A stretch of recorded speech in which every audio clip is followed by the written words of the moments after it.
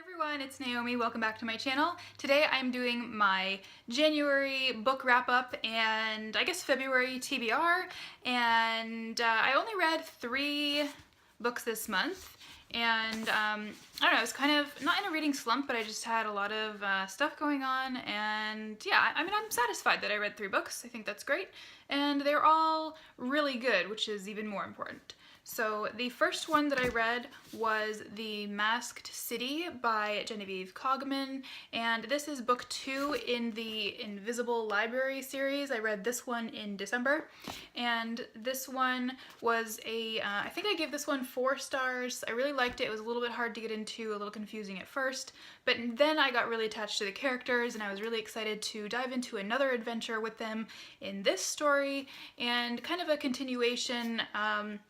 I kind of think these books are like a mashup of the show Alias and the show Warehouse 13 and a little bit of Sherlock Holmes, and but they're also their own thing as well. But I think they could almost be read individually on their own if you didn't need to know the world and the system that they're using in it so much. Like, you really do need to read the first one because of that. But then after that, it's just like various adventures that, I don't know, they don't necessarily need to be read in order. I mean, they do, but they don't. Not making very much sense here, so I'm going to move on. This series follows the main character, Irene, who is a librarian spy. She is a spy for a very special library called the Library, in capitals, and this library exists between worlds, and their job is to infiltrate the other worlds and collect books from those worlds and bring them back to the library to kind of link all the worlds. And there's like basically various stories, like a Shakespearean version of Romeo and Juliet might be different in one world than the other, and they want to collect all the versions, for example. So there's a lot of Sherlock Holmes-esque type things in here, and I just really love that. And it's, you know, these are books about books and people who love books. And there's also lots of different realms that we get to explore, and there's fae and there's dragons, although not in the typical way that you'd think of fae and dragons at all. And I really enjoyed the kind of new take on all of that. So that brings us to the second book I read in January, which is the 3rd book in the series, called The Burning Page. And this was an ARC that was sent to me by the publisher, Rock Publishing, which is an imprint of Penguin Random House. And the main character, Irene, is so witty and smart. Again, I really like this. I think I gave both of these, I might have given this one 5 stars, but this one I gave 4 to 4.5 stars, and I would kind of give them both like 4.5. I would give the whole series like 4.5 stars. And this one, the journey continues, and we get to explore more of the characters that we were wondering about in the 2nd book, and we get to explore a couple of new worlds that they go through to collect books and other various problems that they run into. And yeah, I really enjoy the world building in this, and it did start to get a little bit repetitive. That's like why I docked like 1/2 star, is like some things, just the type of things that they were going through are a little bit repetitive. Maybe it's because I read all 3 books like in a row, and I had just, even though I love these books, I'm ready for something else now to give me a little break from them. But yeah, if you are at all interested in these or have thought about reading them, I would definitely recommend it. The 3rd book that I read in January is The Star-Touched Queen by Roshani Chockshi, and I love this cover. I think I included this in a book haul a while ago, and I finally got to it. I read this in a span of like 2 days. I devoured it. I cannot say enough good things about this book.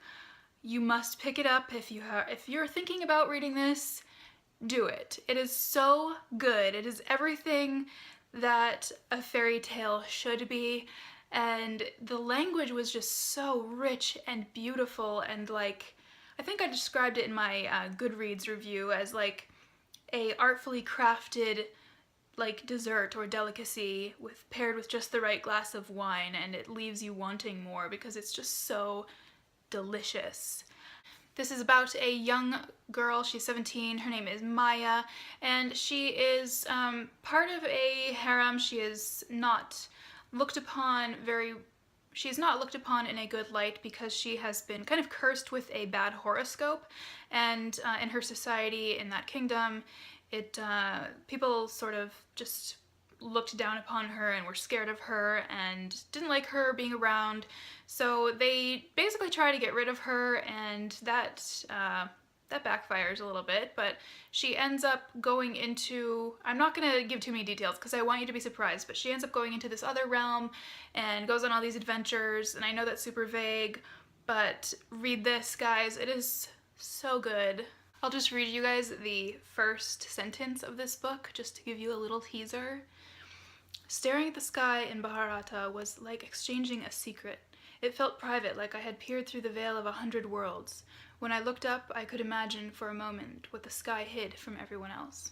And just because I can't resist this, because the language, at least in my opinion, is so beautiful, I'll read you the first sentence of the second chapter, which won't reveal anything, it's just beautiful. The archives were like cut honeycombs, and golden light clung to them, dousing every tome, painting, treatise, and poem, the soft gold of ghee freshly skimmed from boiling butter.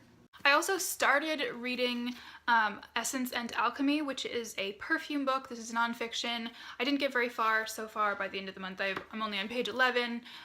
So basically I just read those 3 books this month, but I intend to read this one in February. Essence and Alchemy, a book of perfume, is by Mandy Aftel. And this is the UK version. I really love this cover, and I sent away overseas to get this because I liked it better than the US cover for the paperback. I really wanted the original hardcover, which is out of print. It's just an absolute beautiful painting on the cover, but it's really expensive and hard to find. It's for like a new copy around $100 or something like that, so they'll have to go on my list for like special books that I want to collect eventually. But as a botanical perfumer, this is something that's been on my list for a while. I have read one of other Mandy Aftel's books, and she is one of the greats, I would call, in the world of natural perfumery, and I think that there is a lot to be learned from this book, and I can't wait to dive in. I also just started, this is the last day of the month, so basically I just started this last night. I read a couple pages, but I'm going to be reading this in February. This is the first fiction read that I'll be diving into. Wayfarer, which is the sequel to Passenger. It's a duology, and I've heard amazing things about this. I loved Passenger. I can't wait to get into this one, and I'm sad that it's only a duology. I wish there was at least a trilogy, but really excited, and I love this cover. I've shown this off in other videos. And yeah, so that's my first one that I'll be tackling in February. And then I don't really know which one after that to read next, so maybe you guys can help me out. I really want to read Dreamer's Pool by Juliet Marillier. This is a Blackthorn and Grimm novel, and I have the first 3. I'm not sure if this is a trilogy or if there's going to be more than 3, but I have the first 3 hardcovers, and it's another gorgeous book. I can't wait to read this. This one, I believe, takes place in Scotland, so that's really exciting to me, and it is full of magic and myth and all sorts of things that I love, and yeah, I really want to read this. However, I really want to start reading the Shannara Chronicles too by Terry Brooks, and these are huge. Like, if I get into this, each book is like 700 pages, and I have the first 3 of these, and that'll just like wipe out my next month or 2 if I start reading that. So I don't know if I'm gonna read this well, this isn't tiny either. I mean, this is over 400 pages, but we'll see.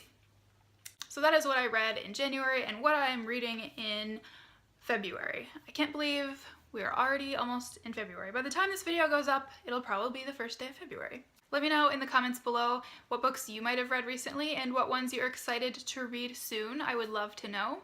Thank you guys so much for watching. Subscribe so that you can see more videos from me. I talk about books and natural beauty, and I will be back with another video very soon. Bye!